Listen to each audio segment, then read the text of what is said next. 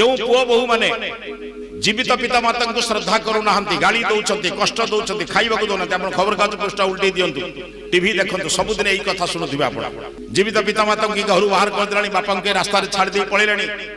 जो पुओ बहु जीवित अवस्था निजर बापा माँ को खाइबा दौना हैरान करुँच कष्ट वाक्य कहते शाशु शशुर को दुख दौरान से बापा माँ भर जड़े कई मरीगला जदि तार पुओ धड़ा लुगा पिंधि गंगा कार्ड हाथ में धरी आपण घर आसी कह मौसा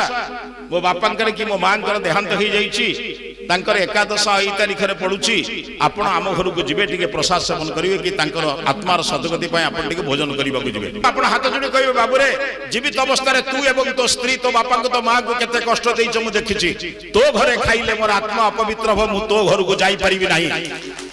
10टा लोक जदि कहिबे को पुओ बहुर ताकत नाही से बाप माँ को हैरान करिवो